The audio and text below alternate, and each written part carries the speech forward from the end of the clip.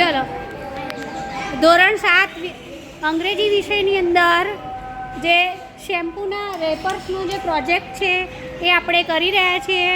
તો એમાં દરેક બાળકોના મેં ગ્રુપ પાડી દીધા છે અને ગ્રુપ પ્રમાણે બાળકો પોતે જે ઘરેથી શેમ્પૂના જે રેપર્સ લાવ્યા છે કે બીજી કોઈ વસ્તુના રેપર્સ લાવ્યા હોય એ લઈ અને એની અંદર જે ઇન્ગ્રીડિયન્ટ્સ છે એની જે માહિતી છે એ બાળકો લખી રહ્યા છે.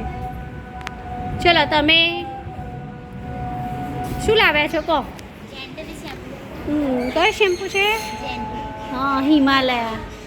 સરસ, લખ્યું ને તમે? હા, તો બાળકો એની માહિતી લખી રહ્યા છે. ચીક શેમ્પૂ, બરાબર, સરસ. ચલો, તમારા ગ્રુપમાં તમે કયા શેમ્પૂનું પાઉચ લાવ્યા છો? ડવ છે. સરસ. અને તમે ક્લિનિક પ્લસ. સારું, લખ્યું તમે ઇન્ગ્રીડિયન્ટ્સ?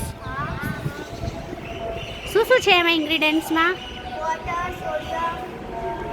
સરસ, લખો. બરાબર. ચલો, આ ગ્રુપમાં હા ડવનું પાઉચ લાવ્યા છે. બરાબર. ઇન્ગ્રીડિયન્ટ્સ લખ્યા તમે? લખો.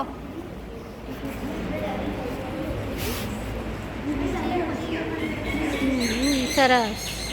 ચલો, આપણે આ ગ્રુપ બાજુ જઈએ. એ લોકો શું કરી રહ્યા છે જોઈએ. ચલો, તમે કયા શેમ્પૂનું રેપર્સ લાવ્યા છો? ડવ.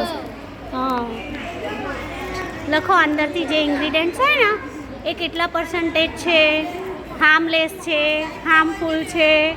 બરાબર. અમે ચીક શેમ્પૂ લાવ્યા. Okay, Chik shampoo. સરસ. Clinic plus. બરાબર, ક્લિનિક પ્લસ. હવે આ ગ્રુપ જોઈએ કે આ ગ્રુપ શું કામ કરી રહ્યું છે. તમે અસ્પાક. સરસ. ચીક અને ક્લિનિક પ્લસના ઇન્ગ્રીડિયન્ટ્સ લખ્યા? વાટિકા પાઉચ. સરસ, લખ્યું તમે?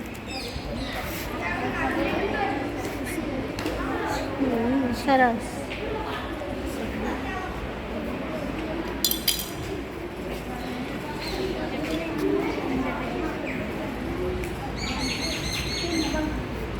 તો બાળકો શેમ્પૂના જે રેપર્સ લાવ્યા છે, જે આખા પાઉચ લઈને આવ્યા છે, એમાંથી એ લોકો માહિતી લખી રહ્યા છે ગ્રુપ પ્રમાણે. તમને આ પ્રવૃત્તિમાં મજા આવે છે ને ભાઈ? સરસ. તો આ રીતે દરેક બાળકોએ અંગ્રેજીની અંદર જે પ્રોજેક્ટ હતો કે વિવિધ વસ્તુઓના રેપર્સ કે પાઉચ લઈ અને એની અંદરની જે માહિતી લખવાની હતી એ ગ્રુપ પ્રમાણે બધા જ બાળકો સારી રીતે કરી રહ્યા છે.